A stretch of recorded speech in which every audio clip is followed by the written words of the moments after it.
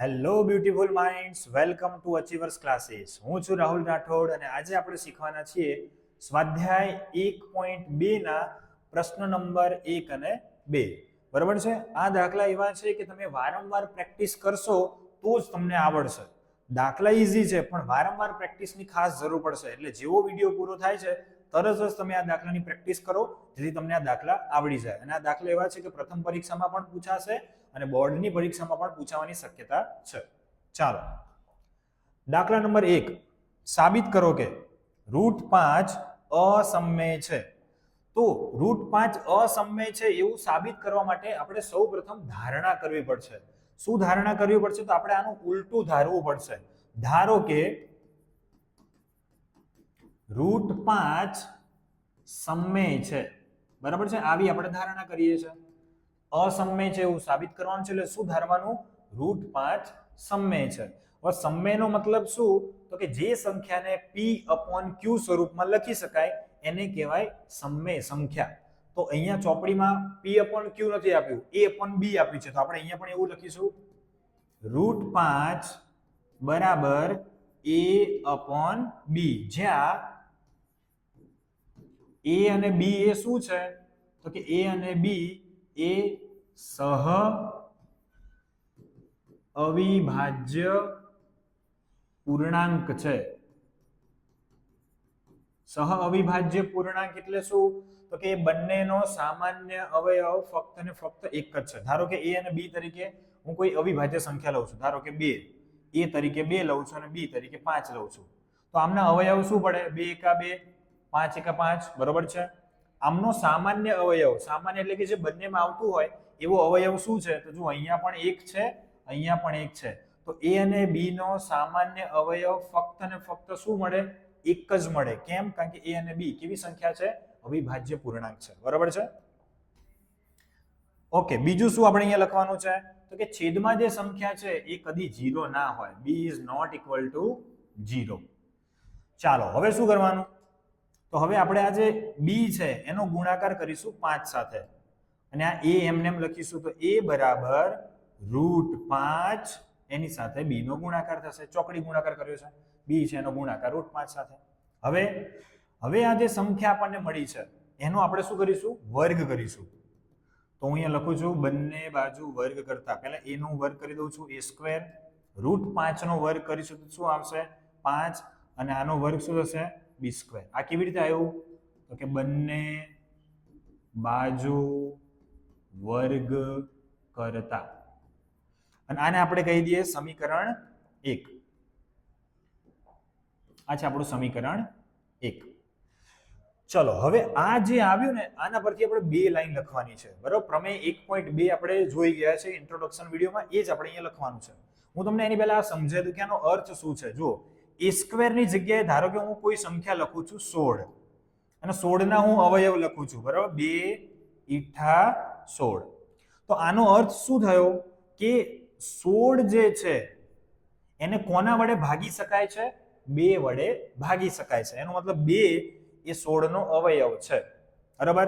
હવે જો હું 16 નું વર્ગમૂળ કાઢું તો શું આવે? 4 આવે. 4 ના શું ભાગ પડશે? 2 દુ 4. તો તમે જુઓ 2 વડે પણ 16 ને ભાગી શકાય છે, એટલે કે 16 એ 2 વડે પણ વિભાજ્ય છે. અને 16 નું વર્ગમૂળ કાઢો તો 4 આવે. 4 પણ 2 વડે વિભાજ્ય છે. બરાબર છે. આ જ રીતે આપણે અહીંયા લખવાનું છે. શું લખીશું આપણે અહીંયા? તો જુઓ ધ્યાનથી. અહીં a² એ 5 વડે વિભાજ્ય છે. માટે પ્રમેય 1.2 અનુસાર a² એ 5 વડે વિભાજ્ય છે તો a પણ 5 વડે વિભાજ્ય છે. a પણ 5 વડે વિભાજ્ય છે. ચલો, અહીંયા આપણો આ પહેલો ભાગ પૂરો થાય છે. હવે બીજા ભાગમાં આપણે શું કરીશું? તો બીજા ભાગમાં આના પરથી જ આપણે ધારણા કરીશું. બરાબર છે. શું ધારણા કરીએ છીએ? તો જુઓ, ધારો કે કોઈ પૂર્ણાંક સી માટે, હવે કોઈ પૂર્ણાંક સી છે એના માટે આપણે શું લખીશું? તો જો અહીંયા જે છેલ્લે આવ્યું છે એના આધારે લખવાનું છે. અહીંયા શું છે? a સ્ક્વેર છે, તો આપણે અહીંયા શું લખશું? a બરાબર. હવે જે આ 5 છે એ જ 5 તમારે અહીંયા લખવાના છે, તો અહીંયા આવશે 5 અને b સ્ક્વેર ની જગ્યાએ આપણે કયો પૂર્ણાંક લેવાનો છે? c લેવાનો છે, તો અહીંયા લખીશું આપણે c. a બરાબર 5c. હવે બંને બાજુ શું કરીશું? આપણે વર્ગ કરીશું, તો અહીંયા આવશે a સ્ક્વેર બરાબર 5 નો વર્ગ 25 અને c નો વર્ગ c સ્ક્વેર, અને અહીંયા કૌંસમાં શું લખીશું આપણે? બંને બાજુ વર્ગ કરતા. અને આ જે મળ્યું a સ્ક્વેર બરાબર, આને કહી દો સમીકરણ 2. બરોબર છે? આને આપણે કહી દઈએ સમીકરણ 2. અને ઉપર આપણને જે મળ્યું છે એ છે સમીકરણ 1. હવે સમીકરણ 1 અને સમીકરણ 2 એને ધ્યાનથી જુઓ તો જો અહીંયા પણ ડાબી બાજુ શું છે? a સ્ક્વેર છે, અહીંયા પણ શું છે? a સ્ક્વેર છે. તો a સ્ક્વેર બંને કેવા કહેવાય? સમાન કહેવાય. તો ડાબી બાજુ સમાન હોય તો જમણી બાજુ પણ કેવી કહેવાય? સમાન કહેવાય. તો સમીકરણ 1 અને 2 ને સરખાવતા, તો અહીંયા હું લખું છું સમીકરણ 1 અને 2 ને સરખાવતા. ચલો સમીકરણ 1 માં શું આવે છે? 5b સ્ક્વેર, તો આપણે અહીંયા લખીશું 5b સ્ક્વેર બરાબર. સમીકરણ 2 માં શું આવે છે? a સ્ક્વેર બરાબર 25c સ્ક્વેર, તો અહીંયા આપણે લખીશું 25c સ્ક્વેર. હવે આ 5 જે છે એ ગુણાકારમાં છે, બરાબર ની આ બાજુ હોય ક્યાં જાય? ભાગાકારમાં. તો અહીંયા b સ્ક્વેર બરાબર 25c સ્ક્વેર અને 5 આ બાજુ આવે તો ભાગાકારમાં ગયા, પાયો પાયો 25. તો b સ્ક્વેર બરાબર શું વધે છે? 5c square. હવે જેમ આપણે બે લાઈન આગળ લખી હતી એવી જ રીતે બે લાઈન અહીંયા લખવાના છે, પ્રમેય 1.2 અનુસાર વાળી. બરાબર? તો શું લખીશું આપણે અહીંયા?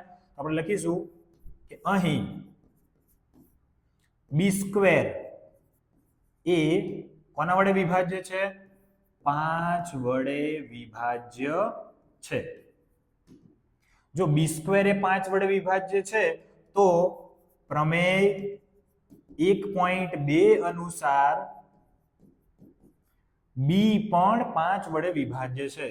b પણ 5 વડે વિભાજ્ય થાય. બરાબર છે? હવે તમે ધ્યાનથી જુઓ, અહીંયા આપણે એવું કહીએ છીએ કે b 5 વડે વિભાજ્ય છે.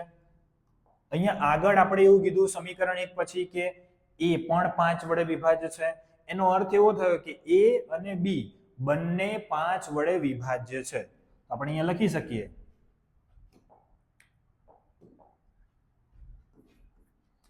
a અને b બંને 5 વડે વિભાજ્ય છે. તેથી 5 એ તેમનો સામાન્ય અવયવ કહેવાય અથવા થાય. બરાબર છે? 5 એ એમનો સામાન્ય અવયવ થાય. બરાબર? આપણે થોડું આપણી ભાષામાં લખી શકીએ છીએ. હવે a અને b બંને 5 વડે વિભાજ્ય છે એટલે કે 5 એ a અને b બંનેનો શું થઈ ગયો? સામાન્ય અવયવ. હવે આપણે આગળ શરૂઆતમાં એવી ધારણા કરી છે કે a અને b શું છે? સહ અવિભાજ્ય પૂર્ણાંક છે. અને અવિભાજ્ય પૂર્ણાંક હોય તો એમનો સામાન્ય અવયવ શું હોય? માત્ર ને માત્ર એક જ હોય. બરાબર? મેં તમને સમજાવી દીધું છે. તો આપણે અહીંયા લખી શકીએ કે a અને b સહ અવિભાજ્ય પૂર્ણાંક હોવાથી તેમનો સામાન્ય અવયવ માત્ર ને માત્ર એક થાય. હવે આગળ જે ધારણા કરી એ મુજબ a અને b નો સામાન્ય અવયવ શું થાય? એક થાય. પણ આપણે અહીંયા શું મળે છે કે a અને b બંનેનો સામાન્ય અવયવ શું છે? 5 છે બરાબર. અહીંયા આપણને સામાન્ય અવયવ 5 મળે છે, જ્યારે ધારણા આપણે શું કરી છે કે એમનો સામાન્ય અવયવ 1 છે. તો અહીંયા તો આપણને શું જોવા મળે છે? વિરોધાભાસ જોવા મળે છે. તો આપણે અહીંયા લખી શકીએ છીએ કે અહીં વિરોધાભાસ ઉદ્ભવે છે. તો આ વિરોધાભાસ કેમ ઉદ્ભવે છે? તો કે વિરોધાભાસ એટલા માટે ઉદ્ભવે છે કારણ કે આપણે જે ધારણા આગળ કરી છે, શું ધારણા કરી છે આપણે? તો કે √5 સમમેય છે. આ ધારણા કેવી છે? ખોટી છે. એટલા માટે આ વિરોધાભાસ ઉદ્ભવે છે. તો આપણે લખીશું અહીં વિરોધાભાસ ઉદ્ભવે છે કારણ કે આપણે કરેલ ધારણા, શું ધારણા કરી છે આપણે? √5 સમમેય છે તે ખોટી છે.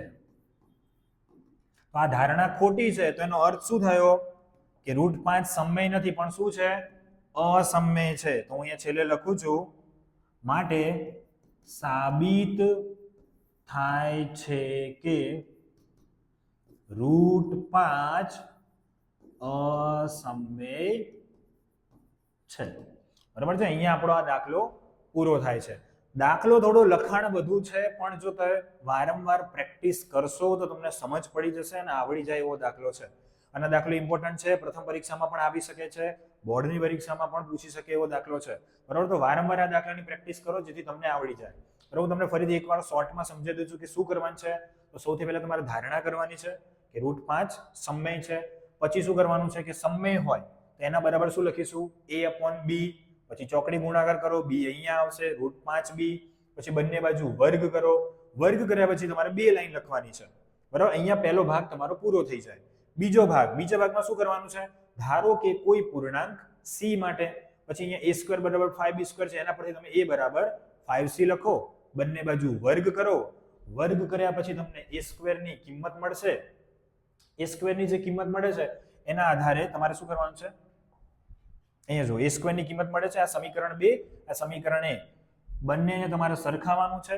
બંનેને સરખાવો, કિંમતો મૂકો એટલે b² બરાબર આવું મળશે. અને એના માટે પણ 2 લાઈન લખવાની. અને એના પછી 4 મુદ્દામાં તમારે આ લખાણ કરવાનું છે. પહેલા મુદ્દામાં બંને a અને b નો જે સામાન્ય અવયવ અહીંયા મળ્યો એ લખશું. બીજામાં એમનો સામાન્ય અવયવ માત્ર ને માત્ર એક જ થાય એ લખીશું. અને ત્યારબાદ વિરોધાભાસ ઉદ્ભવે છે એવું લખ્યા પછી આપણે કહી શકીએ કે ધારણા ખોટી છે, તો સાબિત થાય છે કે √5 અસમમેય છે. બરાબર છે. ચાલો હવે આપણે જોઈએ નેક્સ્ટ દાખલો, બીજો દાખલો. સાબિત કરો કે 3 + 2 √5 એ અસમમેય છે. તો જેમ આપણે આગળ કર્યું એ જ રીતે અહીંયા પણ આપણે ધારણા કરીશું. ધારો કે 3 + 2 √5 અસમમેય છે આપ્યું છે, તો આપણે એનું ઊંધું ધારવાનું છે, ઉલટું ધારવાનું છે કે સમમેય છે. બરાબર છે. હવે જો આ સમમેય હોય તો એના બરાબર શું લખી શકીએ છીએ આપણે? એના બરાબર આપણે લખી શકીએ છીએ 3 + 2 √5 બરાબર a/b. અને a અને b એ શું છે? તો આપણે અહીંયા લખીશું a અને b સહઅવિભાજ્ય પૂર્ણાંક છે અને b is not equal to 0. બરાબર છે. હવે શું કરીશું? તો અહીંયા થોડું અલગ છે. અહીંયા √5 ને આપણે એકલા કરવા પડશે. એટલે વારાફરતી બધી સંખ્યાને આપણે બરાબરની આ બાજુ મોકલીશું. તો શું કરશું? સૌપ્રથમ તો પહેલા 3 જે છે પ્લસમાં છે એને આ બાજુ મોકલીએ. 2 √5 બરાબર a/b પ્લસ 3 આમ આવે શું થાય? -3. હવે 3 ના છેદમાં કંઈ નહીં તો શું કહેવાય? 1 કહેવાય. હવે અહીંયા આપણે ચોકડી ગુણાકાર કરીશું. 2 √5 એમને એમ લખી નાખીએ. 1 નો ગુણાકાર a સાથે એટલે a આવશે, માઇનસ b નો ગુણાકાર 3 સાથે એટલે 3b આવશે, અને છેદમાં b નો ગુણાકાર 1 સાથે કરો એટલે b આવશે. હવે આ બે ગુણાકારમાં છે √5 સાથે, આ બાજુ આવે તો ક્યાં જાય? ભાગાકારમાં. કારણ કે આપણે √5 ને અલગ કરવાના છે. a - 3b ભાગ્યા b અને 2 ભાગાકારમાં જશે એટલે અહીંયા થશે 2b. હવે તમે ધ્યાનથી જુઓ, અહીંયા a આવે છે, છેદમાં b આવે છે, 2 અને 3 પણ અવિભાજ્ય સંખ્યાઓ છે તો તમે અહીંયા લખી શકો છો કે અહીં 2 a અને b એ પૂર્ણાંક હોવાથી જો આ પૂર્ણાંક સંખ્યા છે a અને b અને 2 પણ તો આ કયું સ્વરૂપ થયું p/q સ્વરૂપ થયું અને p/q સ્વરૂપ થાય બરાબર છે આ p છે અને છેદમાં q છે જો આ સ્વરૂપ થાય તો એનો મતલબ એવો થયો કે આ જે સંખ્યા છે એ કેવી સંખ્યા છે સમમેય સંખ્યા છે તો આપણે અહીંયા લખી શકીએ છીએ a - 3b/2b એ સમમેય થાય અને જો આ સમમેય થાય તો એના બરાબરમાં જે હોય એ પણ શું થાય સમમેય થાય તો આપણે અહીંયા લખી શકીએ કે √5 પણ આથી √5 પણ સમમેય થાય પરંતુ હમણાં જ આપણે આગળના દાખલામાં સાબિત કર્યું કે √5 એ શું છે અસમમેય છે પરંતુ √5 અસમમેય છે બરાબર છે તો અહીંયા તો શું ઉત્પન્ન થાય છે વિરોધાભાસ ઉત્પન્ન થાય છે તો આપણે અહીંયા લખી શકીએ કે અહીં વિરોધાભાસ ઉદ્ભવે છે તો આ વિરોધાભાસ કેમ ઉદ્ભવે છે કારણ કે આપણે ધારણા કરી છે કે 3 + 2 √5 સમમેય છે અને ધારણા કેવી છે ખોટી છે તો આપણે કરેલ ધારણા 3 + 2 √5 સમમેય છે તે ખોટી છે આ ધારણા ખોટી છે તેનો મતલબ શું થયો કે 3 + 2 √5 એ સમમેય નથી પણ શું છે અસમમેય છે તો આપણે છેલ્લે લખીશું કે અહીં સાબિત થાય છે કે